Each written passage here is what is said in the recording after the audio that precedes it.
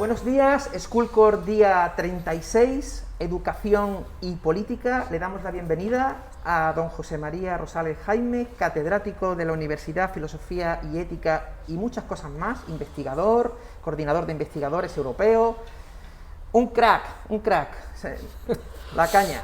Única crack que parece que se ha roto el hueso. Sí, no se ha roto nada. El primer programa que hacemos este año por el tema del COVID, le damos la bienvenida a Dani. Ya me ha quitado el ERTE. Ya te he quitado el ERTE, estamos ya desertados.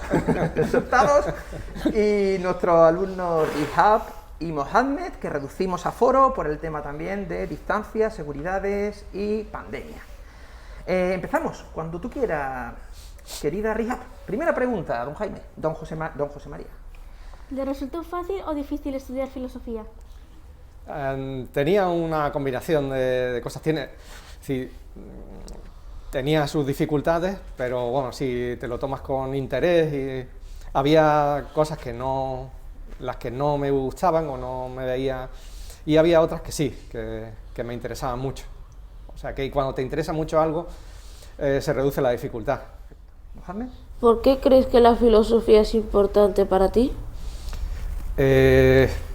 Para mí, claro, es mi profesión como profesor, y la filosofía tiene que ver con educar nuestro modo de ver las cosas, nuestro modo de argumentar, de razonar, de comunicarnos, y en ese sentido pues tiene una contribución modesta pero valiosa a lo que es la convivencia. Rihab. A los lugares que viajó usted, ¿cuál es el que más le gustó?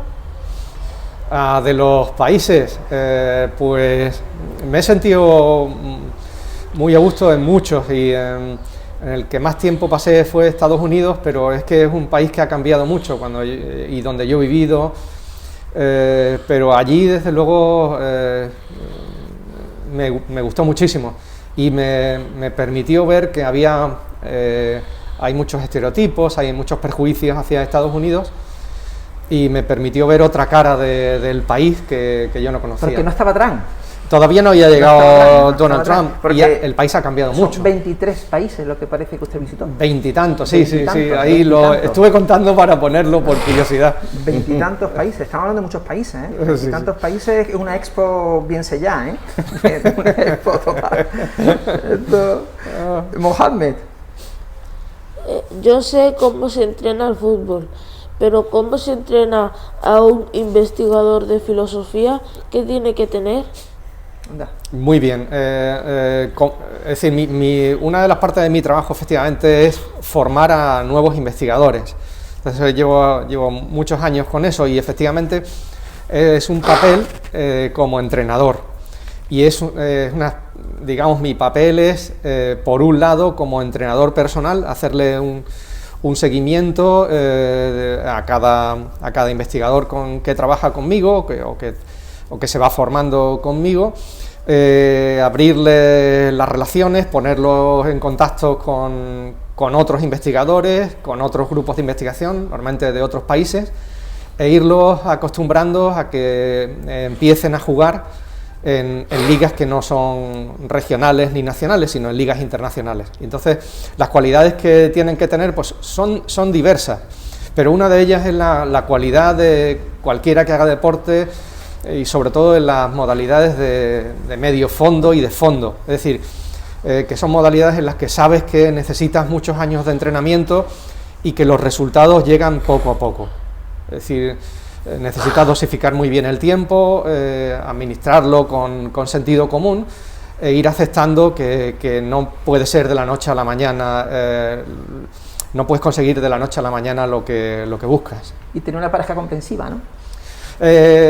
Sí, las relaciones personales, ahí he tenido todo tipo de experiencias, pero, por ejemplo, tuve una vez un becario de Sudáfrica, Wade Seal, con quien estuve trabajando 2 años, que quedamos primero finalistas en lista de espera en el programa Erasmus Mundus de la Unión Europea, no salió, y luego competimos en el gobierno de Sudáfrica para una beca.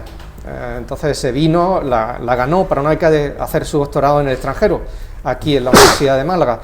Entonces, digamos, gestioné todo para que Wade tenía un pequeño apartamento, pero ahí estuvo unos 4 o 5 meses, pero por sus relaciones familiares y demás, le resultaba insostenible, aunque podía venirse su novia, etcétera, etcétera, pero era un cambio tan radical de Ciudad del Cabo a aquí.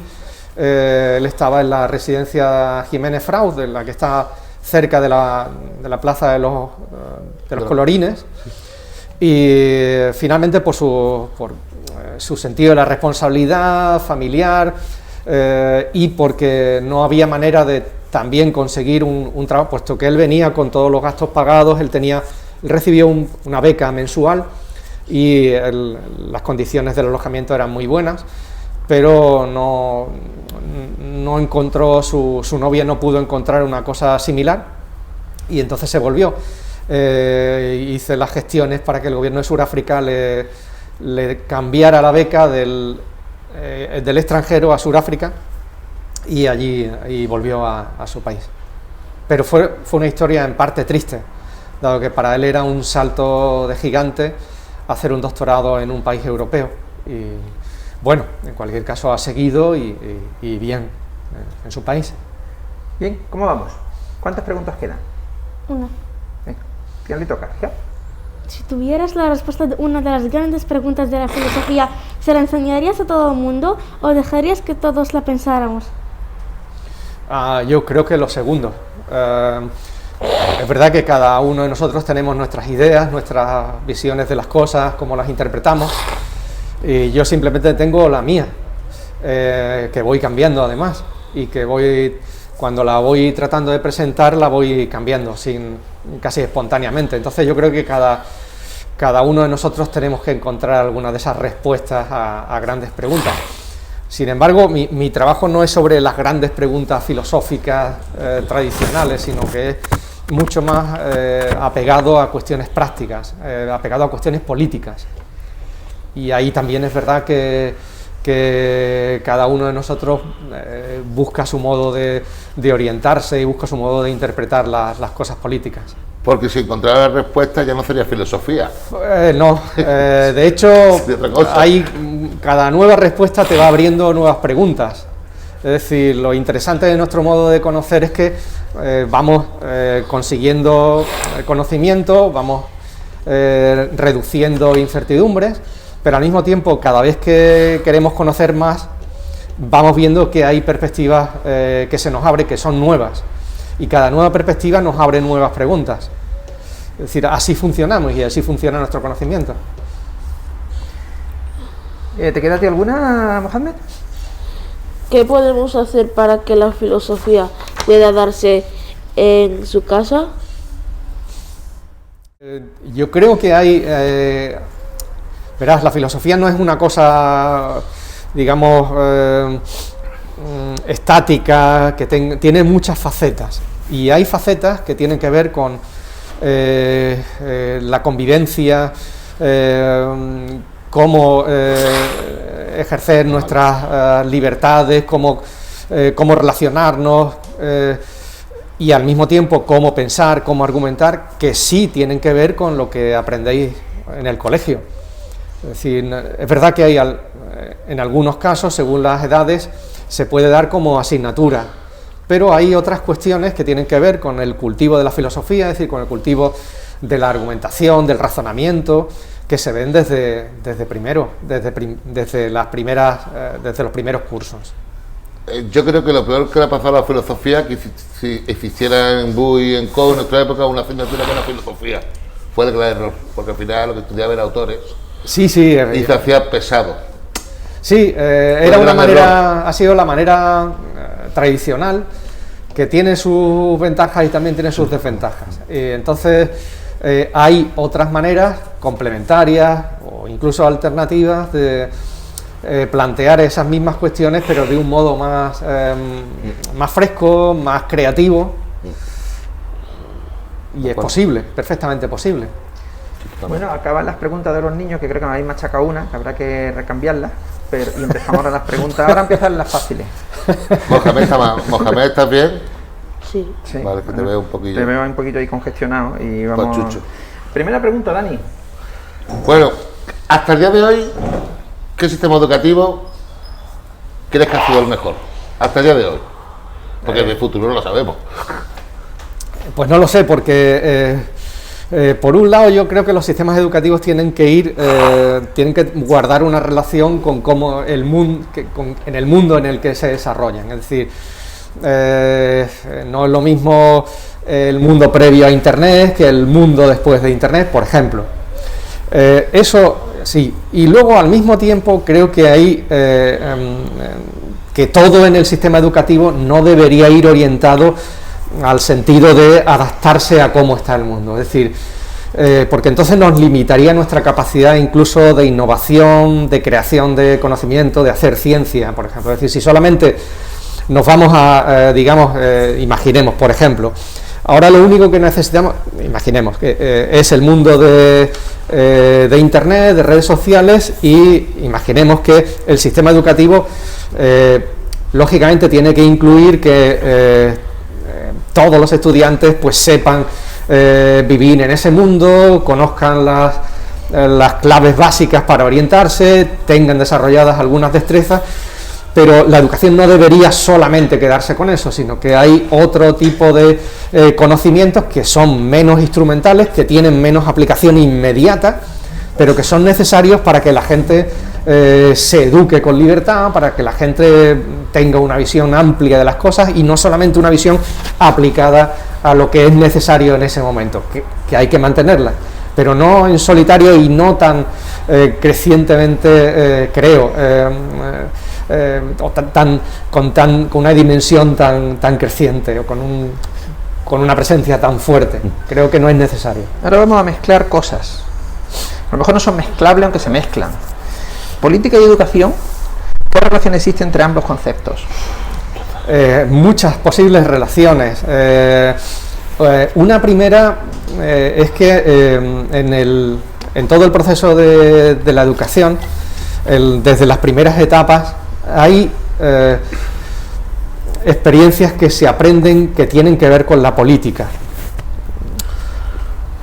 A veces indirectamente, o normalmente indirectamente, puesto que no hay asignaturas que traten sobre cuestiones políticas. Y una de ellas es ver la relación que hay, por ejemplo, entre la política práctica y los sistemas educativos, los currículos escolares, las leyes de educación. Una cosa es esa. Y otra cosa, otra parte quizá menos visible, pero no menos importante, es que cuando os vais educando, al mismo tiempo os vais educando en vuestra condición ciudadana. Sí. Es decir, eso es algo inseparable. Es decir, vais creciendo y va ampliándose vuestro interés por las cosas en común, por la convivencia, por las cuestiones políticas. Y eso es no solo inseparable, sino que es necesario que ocurra así. Es decir, que al final, a medida que vais subiendo de etapa educativa, tenéis una capacidad mayor para entender las cosas, para opinar, para preguntar y para implicaros. Eso los mayores lo llamamos currículum oculto, Santander. Sí, y llegar al voto, porque todo esto al final para llegar al voto.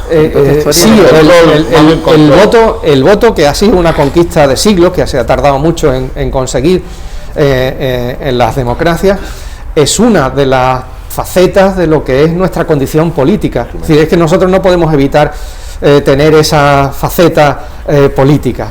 Es decir, no vivimos aislados, y el hecho de que vivamos en común, de que estemos en relación con otra gente, ya nos muestra que tenemos una dimensión política. El voto, que tiene dos facetas: el sufragio pasivo, es decir, que te puedan elegir, como por ejemplo, como candidata o que tú como candidato Mohamed, como ciudadano Mohamed, puedas elegir a tus representantes. Tiene esas dos dimensiones. Miguel Ángel, le ponemos un ejemplo a la política. ¿Quién manda en la clase? ¿El alumno o el profesorado? El profesorado. Eso es política. Sí, porque la política tiene que ver con el poder, con cómo se accede al poder y cómo se administra el poder, cómo se distribuye. ¿Quién?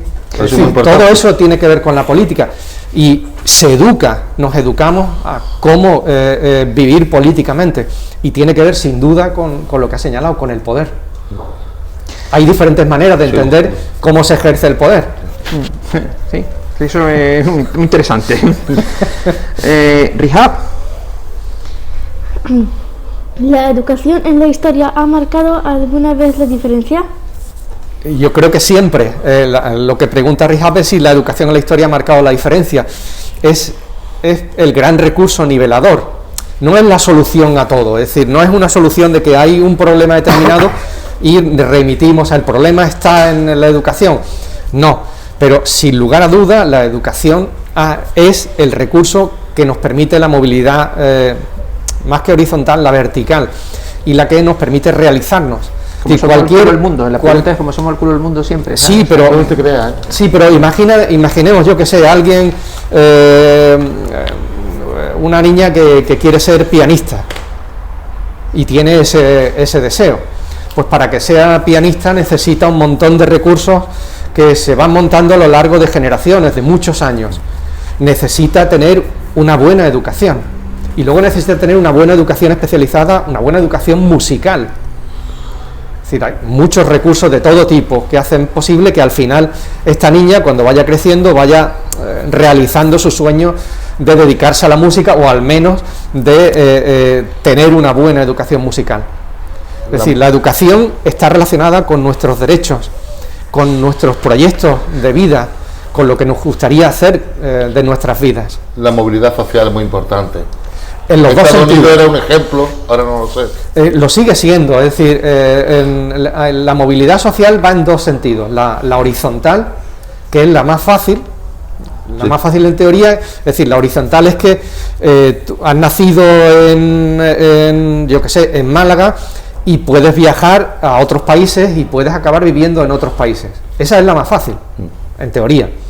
Y la vertical es que ha nacido en una familia con recursos modestos, pero gracias a la educación, gracias a los sistemas educativos, a los recursos, recibes una educación similar a la de alguien cuya familia tuviera una posición económica mejor. Y gradualmente vas ampliando tu formación y al final resulta que en comparación con la generación, por ejemplo, de tus padres, te empiezas a separar, y con la de tus abuelos todavía más, y así. Es decir, esa movilidad vertical es quizá la clave de la educación, aunque también la horizontal. Y en Estados Unidos, si nos vamos, por ejemplo, eso hay estudios desde hace décadas, por ejemplo el Pew Research Center, que eso está en internet, disponible todo, ha venido haciendo estudios de la movilidad horizontal y vertical, sobre todo, por ejemplo, en la comunidad afroamericana. La comunidad afroamericana no es inmigrante, no es migrante, llevan 200 y pico años allí, desde antes incluso, y sobre todo con luego las diferentes oleadas de las ventas del comercio de esclavos a lo largo del siglo XIX, por ejemplo, y resulta que llevan 200 y pico años, y durante mucho tiempo se viene estudiando por qué, en comparación con comunidades que han llegado muy recientemente, por ejemplo, de hispanos, las diferentes comunidades de hispanos, por ejemplo, de asiáticos, no digamos ya de europeos, tanto centroeuropeos como noreuropeos, en comparación, su movilidad horizontal ha sido tradicionalmente más reducida, se siguen localizando en diferentes zonas urbanas o extraurbanas, y la movilidad vertical ha sido tradicionalmente y sigue siendo menor. Hay una serie de explicaciones, y una de ellas, una de las explicaciones de por qué esa movilidad horizontal, vertical, es decir, por qué la gente que nace, que es miembro de la comunidad afroamericana en Estados Unidos, tarda más en subir. Y una de las explicaciones es que tradicionalmente los sistemas de ayuda, de becas,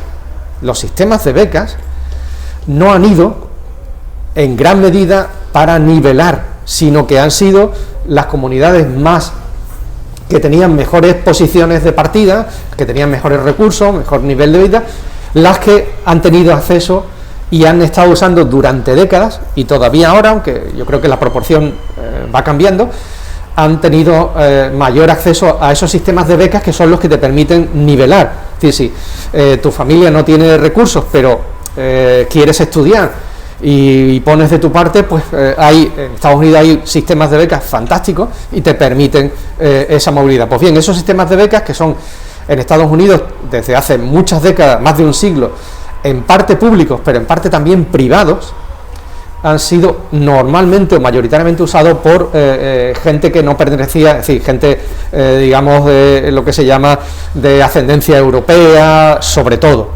Es decir, que no se sienten americanos, porque Mohamed, si juega España contra Senegal, ¿quién quiere que gane? ¿España o Senegal? No sé. ¿No lo sabe? Hombre, pero Senegal tiene un buen equipo, Senegal tiene una buena selección. Porque él quería hacer la cuarta pregunta, por eso. Cuarta pregunta. Es que es curioso. Pero Senegal tiene una buena selección. Sí. Pero ahí va el Hombre, en la partido. Copa de África, ¿cómo? Que tiene el mismo partido, porque su padre a lo mejor jugaba con Senegal. Senegal ganó. Nigeria fue el que no ganó. Claro, él juega en Bueno, Senegal y su padre- pero ahí tienes que ir con quien tú quien quieras. diga el alma. Eso no, Claro. eso no te convierte, no traicionas a lo otro. nadie. No, es decir, las lealtades deportivas son legítimas. Y si quieres ir con un equipo, vas con Pues un va, equipo. va, El va. corazón tiene 4 partes. O sea, Pues- él puede con una aurícula o con un ventrículo. Ahí Él va. tiene la opción de poder Ahí va, con quien ahí va. quiera. Tienes tu derecho Así que tú quieras. e incluso Claro. a cambiarlo faltaría más. Incluso primer tiempo con uno, segundo tiempo con ¿Por qué otro. no? Yo soy de Brasil, te quede claro. Yo soy, ¿eh? yo soy del Málaga. Que vamos como tal. Educación, economía y política, ¿van de la mano? Sí que tienen una relación muy clara, porque los recursos que ponemos en el sistema educativo son una de las claves. Ahora bien, hay recursos de diferente tipo. Los recursos que en primer lugar no son los recursos financieros, es decir, de dotar con presupuesto pues a un colegio como el Colegio Manuel Alto Laguirre. Pero hay otros recursos que compensan esa falta a veces de recursos financieros, que son lo que ponéis el profesorado, por ejemplo. Lo que en- tú haces, buscar financiación.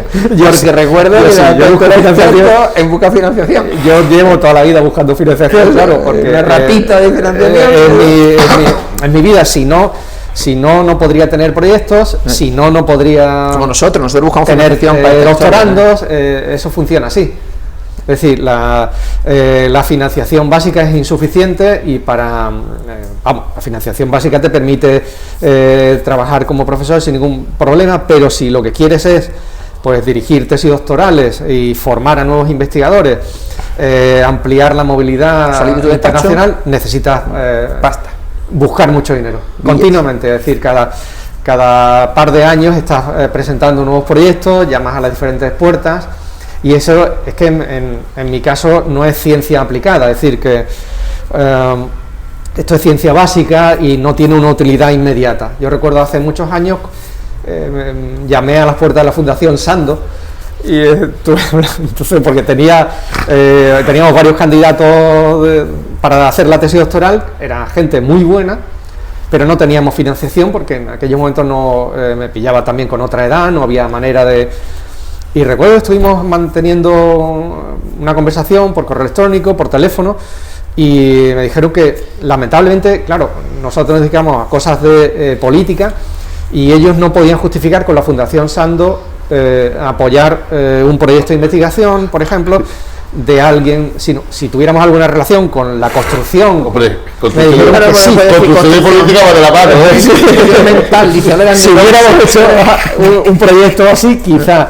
Entonces, era un ejemplo de a veces la distancia que hay en proyectos aplicados, en los que habitualmente Le es puede mucho más mucho- fácil conseguir financiación que en proyectos de ciencia básica. que iba a construir la casa del tesinando. Mira que necesita Se podía. construir su casa. En cualquier caso, al final me dijeron de que es una pena, porque de verdad que con esa ilusión que yo llevaba y tal y cual con las ideas, que, sí, Que no. me Ah, hubieran lo surge o lo financiado, surge. pero que no pudo ser.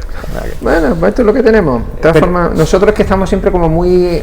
Vemos que nos rige más la política que la economía, fíjate. Nosotros, los centros de primaria, ¿no? Claro. Pues estamos más... Que si ahora se pelean por una ley, que si ahora Sí, no sé qué...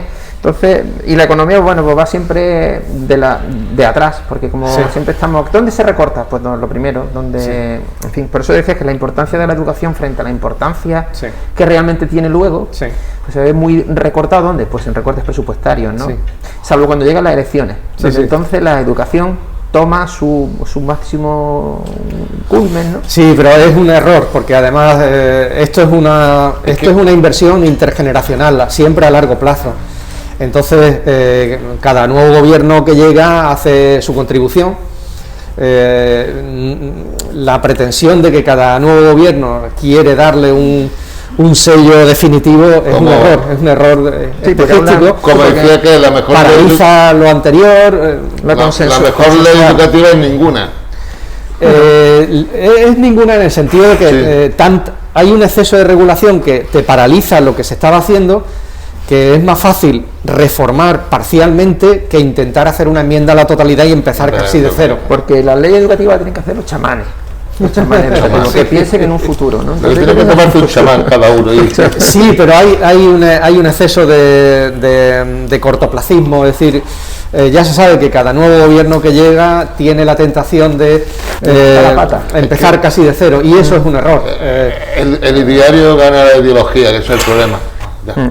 Sí, pero las ideologías existen y es importante. Pero en esto lo que falta es sentido político y sentido de visión de Estado y de visión de futuro. Entonces, resulta mucho más inteligente aceptar que tú has llegado, eres el gobierno de turno, antes te han precedido gobiernos de otro signo, y es mucho más inteligente intentar cambiar parcialmente lo que crees que no funciona, que no intentar otra vez partir de cero, con lo cual paralizas durante incluso varios años y tienes durante varios años en un periodo de nueva transición, con lo cual perjudicas a la propia estructura, al funcionamiento, a los agentes educativos, para nada al final. Y eso es una enfermedad típica de la política española. En el día de la marmota educativa, a nivel de ley educativa de la marmota, siempre, porque siempre estamos viviendo el mismo día, en cada 4 años, 5, 8, depende de la suerte que tenga cada uno de los que esté arriba, ¿no? Pregunta quinta, Dani. Me hace una pregunta antes, Ricardo. ¿Aprendes o te enseñan? Pero algo te voy a preguntar, Ricardo. Yo me enseñan, también aprendo. ¿Te enseñan o aprendes? Yo aprendo. La educación, al futuro que va, ¿qué es? ¿A enseñar o a educar? No, las dos vías son necesarias. Es decir, de hecho aprendemos cuando argumentamos, cuando preguntamos, cuando discutimos, cuando ponemos en cuestión. No aprendemos cuando nos tragamos lo que nos dicen, ni cuando somos lo que lo hacemos todo como si fuéramos autodidactas. Eso es un mito. Eso no funciona. Es decir, sacarse las castañas del fuego es necesario, pero necesitas orientación y sobre todo necesitas alguien que te contrapese. Es decir, las dos vías son necesarias. Es decir, necesitas tú cuestionar lo que estás aprendiendo, ¿por qué esto? ¿Por qué? ¿Para qué? Y también necesitas que alguien te diga, pues eso efectivamente para esto, o eso no para lo otro. Esa interacción es necesaria, es una interacción crítica, argumentativa.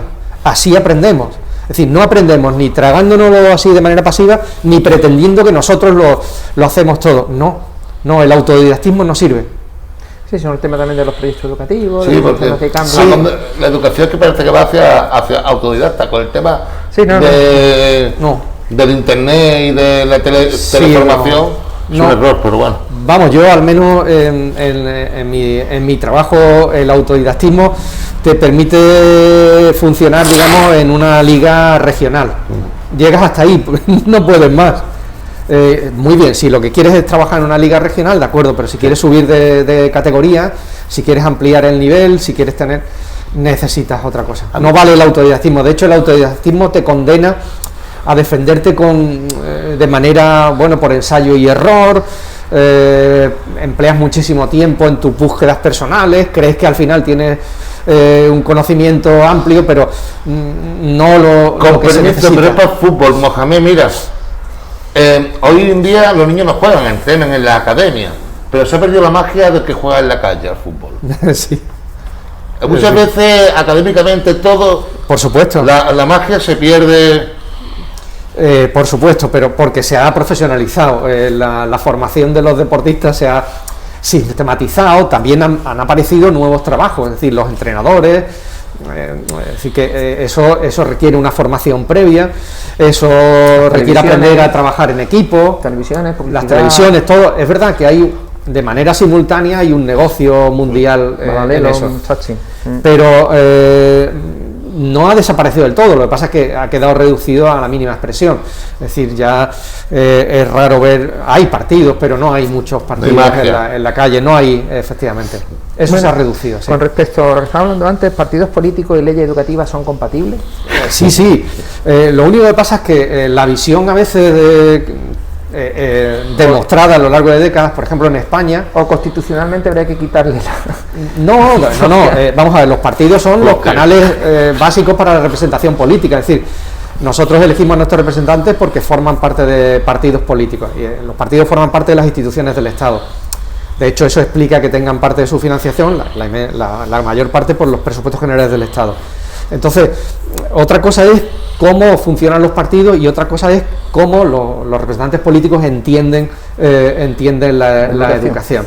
Entonces, hay una especie de carrera entre nuestros representantes políticos a ver quién llega al gobierno, a ver cómo enmienda la plana a lo que han hecho, todo lo que se ha hecho en educación anteriormente, y eso nos sitúa en una posición de inestabilidad casi permanente, de tránsito permanente sin tener.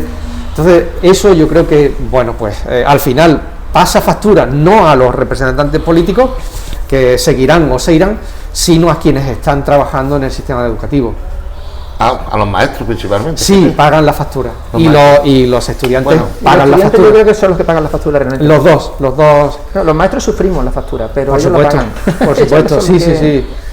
Sí, pero nosotros sufrimos la esquizofrenia educativa, sí, de estar pendientes de no saber a dónde... Y quedamos como la incompetencia, porque quedamos como somos incompetentes a la hora... Sí. Es como si a un médico se le dice que para operar de un tumor de piel o de estómago tienen que entrar por la espalda y mañana por el dedo gordo del pie. Sí. Pues eso le dirá, mira, perdona, entraremos por donde consideremos, ¿no? Aquí no se nos considera, ¿no? A todos los niveles, ¿no? Desde primaria, infantil, a universidad. Sí. Entonces, hay una falta de relación llamativa y lógicamente los políticos tienen que estar continuamente prometiéndonos cómo vamos a mejorar las cosas, pero a veces en tantas promesas se escapan unos buenos análisis de cómo funciona y de cuáles son las prioridades urgentes y cuáles son las prioridades que se pueden ir programando en el tiempo. Eso falta. De hecho, estas promesas de vamos a mejorar esto sin saber cómo diablos mejorarlo, revela esa carencia de sentido práctico de una parte de nuestros gobernantes o de nuestros representantes. Porque a lo mejor le falta quizá un poco más de filósofos, ahora tenemos filósofos, ¿no? Ha dicho una parte de bueno. Ahora tenemos filósofos, como decía él, tenemos filósofos ahora en el gobierno, ¿no? O sea que... Pero él no ha ejercido, él efectivamente estudió filosofía, pero que yo sepa no ha ejercido. No. Hay una diferencia. Sí, ya. Hay una diferencia profesional. Todavía está buscando el virus, Rihab, pregunta 7. Si apareciera un genio de la lámpara, ¿qué 3 deseos educativos pediría? Sí, el primer deseo es que no se intentaran cambiar, poner el contador a cero cada vez que hay un nuevo gobierno. Ese es el primer deseo. El segundo deseo es que se trabajara de una manera mucho más coordinada con los colegios, los institutos, que antes de tomar decisiones que afectaran a las instituciones del sistema educativo, se conociera mucho mejor. Y un tercer deseo, ¿el aprobado general? No tengo un tercer deseo. Con esos dos me conformo. Si se pudieran cumplir, yo creo que veríamos algunos cambios. Puede decir, el tercer deseo me lo guardo para cuando se me ocurra no me Sí, no tengo 3, lo siento. El tercer deseo sería... Os lo regalo. Liberar al genio de la lámpara. Tercer deseo es liberar al genio de la lámpara. Se ha quedado los 3 más 1. Bueno, mira, hay otra cosa. ¿España aprende de sus errores o de los demás? Todos aprendemos de nuestros errores. Lo único que pasa es que... en política no está bien visto reconocer errores, y eso es un error. Es una cosa... Pero ese error es con H. Sí, entonces, reconocer que te has equivocado y que lo único es tan tan estricta la estructura de mando en los partidos políticos Sí. y tan irracional que la capacidad de rectificar, la capacidad de pensar con libertad está reducida muchísimo, casi a la mínima expresión. Entonces te encuentras con que a veces en bloque, pues los representantes de un determinado partido político defienden algo en bloque, sin fisuras. Y tú dices, pero esto cómo es posible. Es nada más que funcionan en un estilo militar, de órdenes. Y cuando ves que en tus representantes políticos hay poca deliberación interna, poca discrepancia, no puedes esperar gran cosa de eso. Ya sabes que no... ¿Los políticos se leen vuestras publicaciones? No, porque en concreto lo que yo trabajo no está hecho para políticos, aunque no estaría mal, en algunos casos... Había una cosa de nacionalismo también que hiciste, ¿no? Sí, durante años he estado trabajando sobre teoría nacionalista y con un caso aplicado en el País Vasco, pero eso hace ya muchos años. Entonces, lo normal es que, hombre, los políticos tienen que tener alguna cultura política y no estaría mal que leyeran algo, que no se contentaran con refritos, con los refritos y los resúmenes que les hacen sus gabinetes de las noticias de prensa, cortando y pegando fragmentos de distintos, y les hicieran unas explicaciones a veces tan breves y tan poco racionales. Sí, Peter, realmente. es decir, a veces repiten clichés porque no... Y yo creo que los políticos, sobre todo en el plano nacional, tienen la responsabilidad de educarse políticamente. Es decir, para ser profesional de la política no es necesario que tengas conocimientos políticos, por supuesto. Pero una vez que adquieres la condición de representante, si tienes la responsabilidad de mejorar tus conocimientos de cómo funciona el sistema político, ¿Visitar de Grecia? cuál es tu función, perdón. ¿Visitar Grecia? Visitar Grecia sí, pero para que se le llegue sí, pero sin idealizarla. Pero es decir, la Grecia una democracia muy... que nosotros conocemos, que hemos La como antigua. referente, la del La siglo V al IV antes de nuestra era, selectiva. Sí, bueno. era una ciudad, era un tipo de Digo por el tema de los discursos y por el tema de los debates y por el tema sí, del... sí, algo de eso o muchas cosas de ahí se pueden aprender, pero también yo creo que hemos mejorado mucho. Es decir, nuestra democracia no es la democracia, no Bien. tiene casi nada que ver con la democracia del siglo V al IV antes de nuestra era, de la Grecia clásica. No, nuestra democracia se forma a lo largo del siglo XIX. Es decir, hay restos de épocas pasadas, pero nuestra democracia es mucho más sofisticada, mucho más rica en procedimientes, en Igualitaria. prácticas, y mucho más igualitaria. Es decir, en la Grecia clásica, Garantista, el tema de los garantistas... el garantismo es un tipo de protección típicamente liberal que se desarrolla sobre todo a partir del siglo XIX, cuando empieza a haber liberalismo. En el igualitaria, es que nuestro sentido de la igualdad es un sentido moderno. Es que no existía ese sentido de la igualdad en la Grecia clásica. Pues claro, porque si hablamos de democracia e igualitarismo, ahí pueden parecer que choquen. No, pero van de la mano desde el siglo XIX. Desde el siglo XIX. Y de hecho, por ejemplo... Comunismo no es democracia. Pero antes sí era democracia. Lo único que... es decir, no le puedes pedir a alguien de hace veintitantos siglos que piense igual que tú. Sí. Su idea de la igualdad es que no existía entre varones...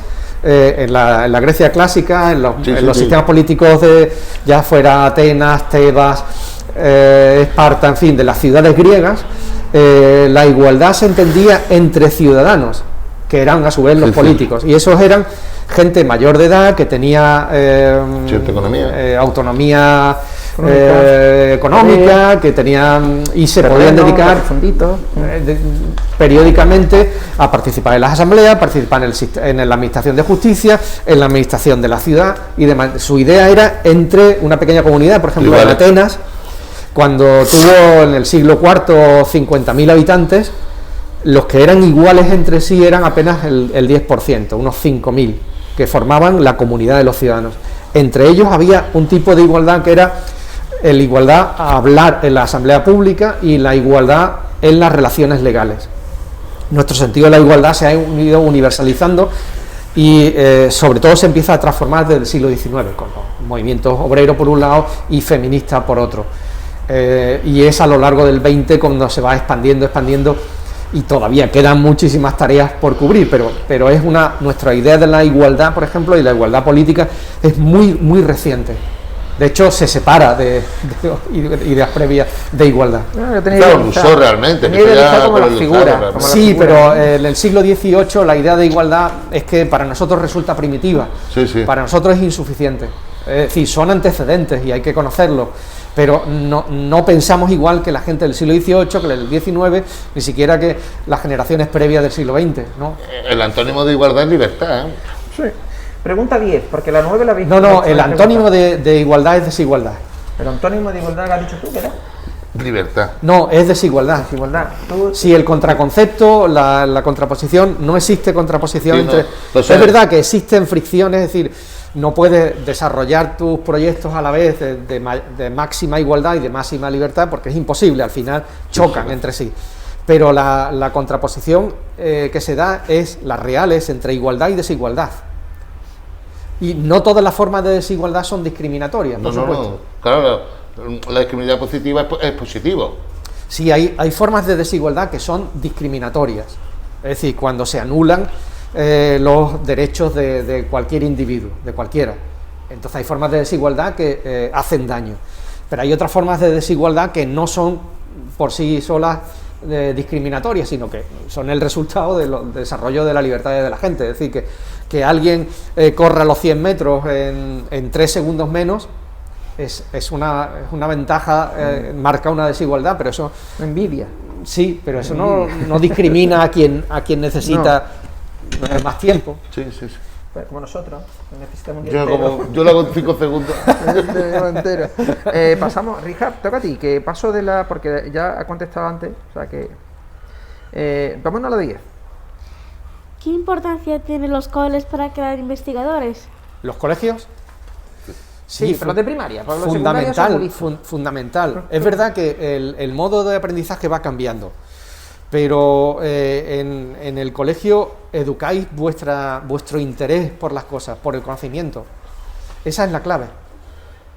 En muchos estudiantes universitarios, una de las carencias es que han aprendido casi todo de memoria, no les han enseñado a explorar por su cuenta, no les han enseñado a enfrentarse a cuestiones interesantes, difíciles, y tienen mucho aprendido sobre todo de memoria. Han asociado educación a estudiar de memoria, que no es malo en sentido absoluto, pero que no debería ser el único modo de aprendizaje.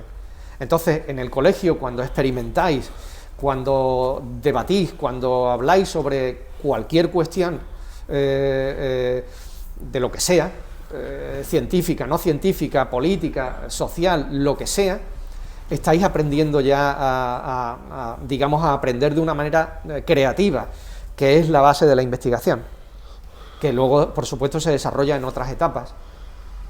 Se desarrolla la investigación durante el colegio y, como sabéis, hay certámenes nacionales desde hace muchos años. El Ministerio de Educación tiene los certámenes de investigadores desde la ESO en adelante, si no recuerdo mal. No nos pilla. No os pilla, sí, es verdad. Nosotros hacemos cositas, la verdad que Nosotros sí. hacemos cositas. Pero no estoy seguro de si incluso en Sí, pero primaria... hay cosas de Aquí investigación tenemos los también. consejeros de participación infantil, Sí, tenemos investigadores, tenemos un buen grupo aquí con nuestro nivel. sí. Este programa También- también se puede considerar como una especie también de... porque hacen cosas. Ellos preguntan, Por se supuesto. ven tu currículum. Por supuesto, y a lo mejor me he equivocado y los certámenes nacionales del Ministerio de Educación incluyen a primaria también. Yo creo que hay proyectos, pero ¿sabes lo que pasa? Que la investigación siempre va con vista a premios, ¿no? Sí, Entonces, ese es el nosotros problema. no participamos en premios, no solemos. Sí. Entonces, Bueno, bueno, pero es que, verás, hay una cosa, competir te enseña, al final al competir, a jugar al juego limpio, a respetar que hay reglas, a respetar que no puedes conseguir cualquier objetivo de cualquier manera. Es decir, competir tiene una faceta interesantísima que te educa. sí. Y competir por un premio, es decir, también te enseña Pues que marca valores. no siempre lo consigues, Sí. no siempre lo consigues, que te puedes quedar, pero que durante ese intento aprendes mucho. Miguel, es que yo hemos hecho una apuesta. Si te vamos a hacer una pregunta, Si responde lo que yo he pensado, Sí. Miguel Ángel le paga a ellos un desayuno de chocolate con churros, ¿estáis de acuerdo? ¿Y por qué no se lo pagas tú? No? Maravilla, qué maravilla. No, si yo fallo lo pago yo. ¿Vale? Recordad, es muy importante, ¿eh? ¿Qué palabra definiría filosofía? Para mí es argumentación. Pues tú se los pagas a ellos. Argumentación. Según él era ser. Ser.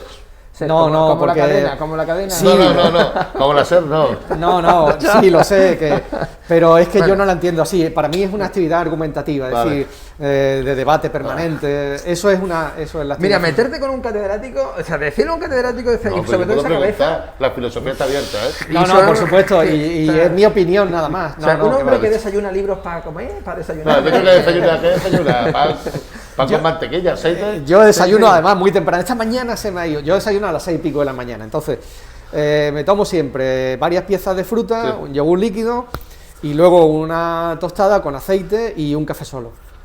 Y, cada Y vez también- que, guaseo con y el también padre, ocupado. no, pero que me pillabas en... Siempre, pero es que siempre, cualquier hora está ¿Y algo ocupado. O sea, este hombre- más al McDonald's alguna vez? No Supongo. sé, por supuesto. Siempre, siempre. He ido, no solamente fui al Burger King. Ah, mejor que el McDonald's. En el verano sí, porque había, estaba publicidad no nos la cobran, no en la el pagan. Burger King me parece que había unas hamburguesas de Dani García, Dani García. y fui a probarlas. A Dani le dimos un premio y nos hizo un vídeo. Maravilloso. Última pregunta tú. Pregunta 11. Yo voy a hacer una pregunta más Venga, relajada. sí, venga, ¿vale? más relajado, sí. Sí. Ahí está Estados Unidos. Sí. Y a mí me han dicho que la hamburguesa en Estados Unidos no tiene nada que ver con la hamburguesa europea. ¿Cómo que no?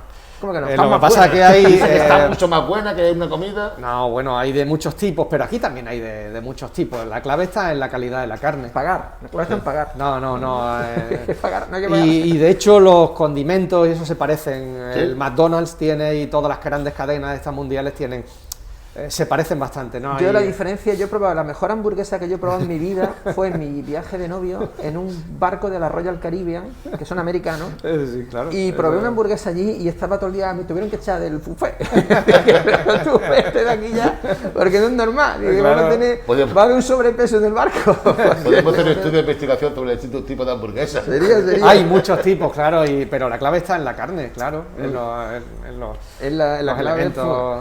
Minuto 47 del Skullcore. Le damos siempre el minuto de gracia para que don José María diga lo último que quiera decir sobre si se ha ocurrido el último deseo para el genio de la lámpara, o por si alguien nos escucha o quieres pedir públicamente una subvención a alguien que le pueda llegar. No sé. Pues ese deseo va para vosotros y para el Colegio Manuel Alto Alaguirre. Ojalá todos vuestros proyectos salgan adelante. Ojalá con esto y con otros proyectos que lleváis la gente os vea más y vea que lo que hacéis es algo muy valioso y que se puede hacer en otros sitios. Ojalá os vaya bien en todos vuestros proyectos. Ese es el tercer deseo, que nada más que va para vosotros.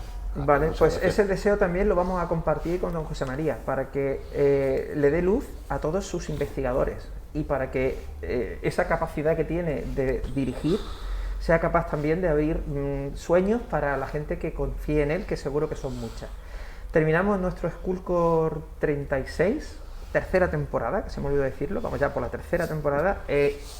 Inauguramos también taza, Carmen, de segundo de Magisterio. Este es el problema de la democracia. Fue votado. Sí, y fue tiene- votado. Pero y ya tiene está. telita, ¿eh? Sí, Yo bueno, puedo pues ya está, pero criticar. está bien, se ha votado y está Es bien. muy bonito, muy En bonito. esta Chulísima, taza, me yin gusta yang, mucho. El yin yang hecho taza. Sí. ¿Cómo se llama la que la ha ganado? Se llama Carmen. Lo que pasa es que el apellido lo voy a tener que poner subrayado porque lo bueno. tenía pensado y lo voy a poner, luego lo pondré bien y pondremos hay que ponerlo en todos los Skullcore, que ella es la diseñadora y tal. Y ya está, damos las gracias a nuestros alumnos. Probamos hoy un sistema nuevo que esperemos que se escuche bien. Una maravilla. Y le damos a un botoncito y bueno, como estamos ya cerca, que mañana es Navidad, Nochebuena, feliz Navidad a todos, no os contagiéis como siempre. Y me falta una frase hoy, Sí, para sí. empezar. Tienes que inventarme una frase, porque yo acabo siempre los Skullcore con una frase, ¿no? Sí. No olvidéis ser felices, una frase que podamos cerrar el Skullcore, filosófica, Para todos los cursos. para todos los Skullcore. Sí, que eso es. No olvidéis que con cualquier persona que tengáis cerca podéis hablar, podéis comunicaros. Bueno, el año pasado era no olvidéis trabajar la empatía y este año no olvidéis comunicaros con las personas que tenéis cerca. Y conozcáis, conocer y Y comunicar. no conozcáis, porque es igual. importante también. No olvidéis comunicaros con las personas cercanas. Buenas tardes, buenos días.